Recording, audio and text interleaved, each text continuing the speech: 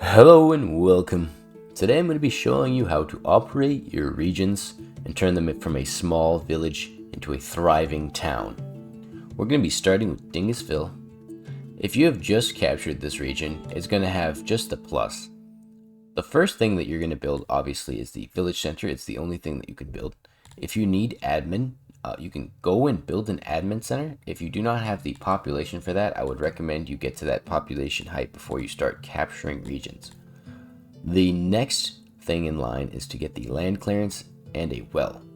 These two items here, or buildings, will allow you to grow your population based off of the area and the fertility of that region. So certain regions, like this one, will be capped at around 1,000 people, while other regions, like Schmeckeldorf here, might be capped at 800, depending on their size. You can see the area is at 59 and the fertility is roughly very high, but because it is so small in comparison to something like Dingelberg, which is very big and lots of space, there is no room for people to live. So there is a problem there, and these will always be tiny little villages, tiny little towns, and they're no good for anything other than just to send things like fruit. So if, for example, I have this one, it's good at sending opiates, I might have them send opiates to me like that, and I can upgrade it to if I had more build points. At the same point, you could probably remove these because the population is at its height, but you'll see that it'll drop down and you might lose some stuff there. So it's important to keep it. If you want to keep that population up there, it'll go back to where it was. You can see it'll jump back up to 1,000. We're looking at Dingelberg now, which is a little bit bigger. It's a town hall, or it has a town hall. It's got a land clearance and the well, as well as a stand and arena. The arena is a global boost to loyalty. And you can see, for example, you can boost the region capacity by doing something like this. And then this will allow it to pop up. And that would be the same way you would do it over here. But you can see I don't have the workforce necessary. There's not enough workforce. There's no workforce going here, so I can use that. It's only build points.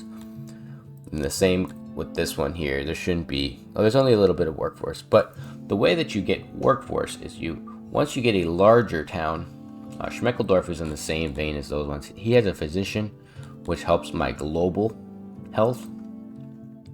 And Idiotberg here is the town that had a large space, 140 area, and very big fertility. So this is the region that I captured that allowed me to get a school. School boosts your workforce on a global level. So if two towns had a school, level 3, that would be a lot more workforce for places like Dingisville here. And they would be able to actually build more of these land clearances. And the same goes for these guys. They've got more based off of that as well. So it's kind of a global growth. You need to have a larger empire in order to grow smaller towns. And eventually this town of Dingisville can grow to a town, or from a village to a town. But it requires the help of someone like Idiotberg here. You can tell Dongelberg is my capital. Nothing you do in your capital can be adjusted. This is my garrison. You can see these are my garrison boys. But everything else is operated through the regions and these little buildings. So for example, if you wanted to have a Garthimi city, you can do this, and this will boost their loyalty for all things that aren't Garthimis, or rather it will make them all unhappy. It makes Garthimis happy. The same with stands, that's for everybody. The fight pit, that is a local growth, and then the arena, or the tavern, is as well, but the arena is a global. The same with the amphitheater. So these two are global. This is global, global, global. These all boost global, and this boosts local. And then these are in between kind of useful items, like irrigation is great for farms. If you have a larger city and you have plenty of build points, you put that in there and you'll get a boost to your farms. Windmills for the same thing, but on the mining side. And nurseries I've found are not super necessary. I think they're useful when a city gets sacked and you need to boost your population very quickly back up to where it was. So build a nursery in a town when the population is low, and then remove it after, and it will stay where it is as long as you have the land clearance and the public wells. You can boost it like this, so pop it up like that. And that's because I just got the boost in my workforce from the school.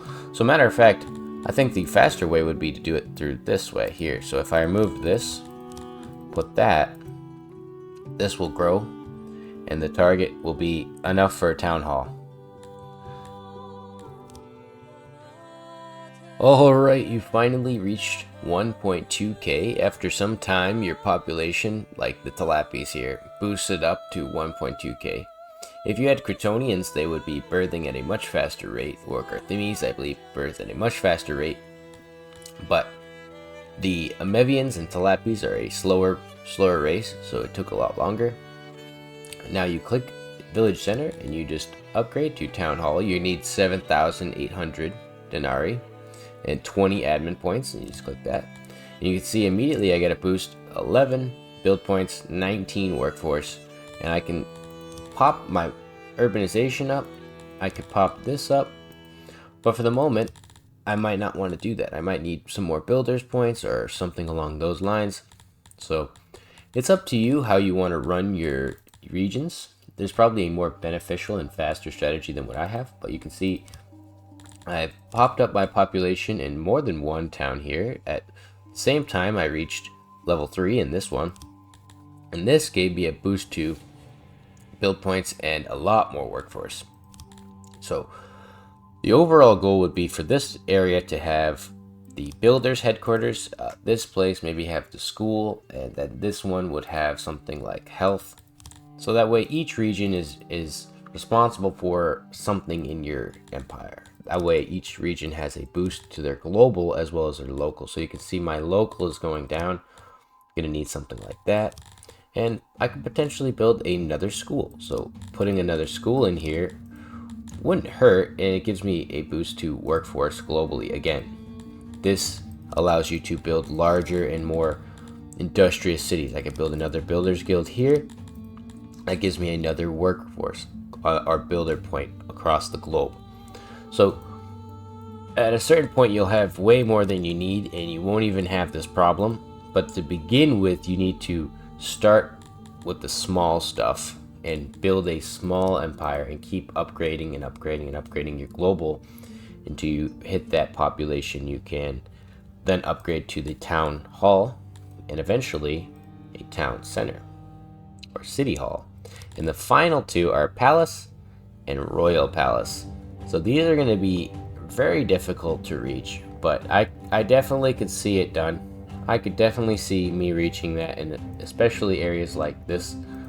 This is a huge area, 287, so there's plenty of space for people to live in there. But I hope you guys enjoyed. I hope you learned something from this, and I'll see you in the next one. Goodbye.